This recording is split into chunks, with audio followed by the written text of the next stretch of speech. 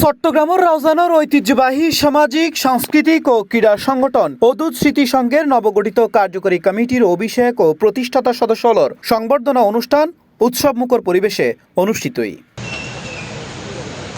শনিবার বিকেলে রাউজান উপজেলার নোয়াজিশপুর রোদুদিয়া উচ্চ বিদ্যালয়ের মাঠত এই অনুষ্ঠানের আয়োজন করয়। সম্মানিত সভাপতি, অনুষ্ঠানত সংগঠনের বর্তমান দায়িত্ব এবং ভবিষ্যৎ পরিকল্পনা ও অতীতের অবদান লয়ে আলোচনা করয়।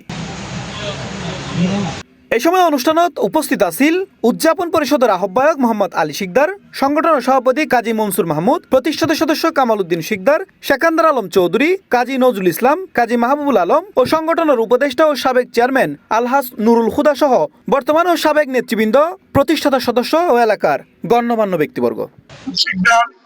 এদের অক্লান্ত পরিশ্রমের মাধ্যমে প্রতিষ্ঠিত এই অদূত সংঘ, এই অদূত সংঘে তারা অনেক প্রতিকূল অবস্থার মাধ্যমে এই অদূত সংঘকে প্রতিষ্ঠিত করেছিল।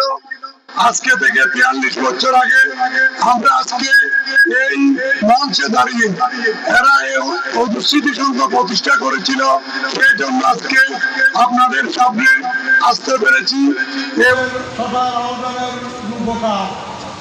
মরহুম সৈয়দ আব্দুল চৌধুরী স্মৃতি গভীর শ্রদ্ধা জানাই এবং তার রুহের মাত্রাত কামনা করি। এর সাথে যাদের অদূত স্মৃতির সঙ্গে প্রতিষ্ঠাতা দুজন সদস্য ইন্তেকাল করেছেন, যারা মরহুম কাজী ওসমান গনি, যারা মরহুম আবুল সিকদার, তাদের আত্মার মাত্রাত কামনা করি। আগামীতে আমাদের সেই খেলাধুলাকে উৎসাহিত করার জন্য আমাদের একটা প্রস্তাব এসেছে।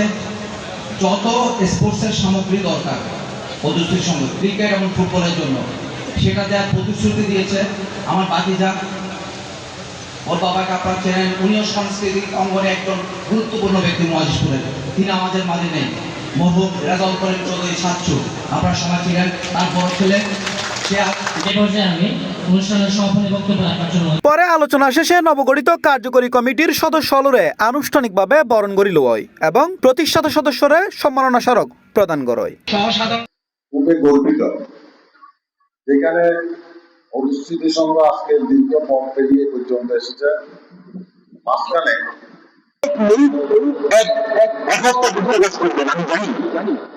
এ সময় বক্তব্যে আশা প্রকাশ করে অদূত স্মৃতি সংঘ ভবিষ্যতেও সমাজ কল্যাণ, শিক্ষা, সংস্কৃতি ও ক্রীড়াঙ্গনে আরো কার্যকরী ভূমিকা রাখি রাউজানের সামাজিক উন্নয়নে হাজগরি দেব। Mohammad Abdul Hakim Shikdar, C plus TV, Chittagong.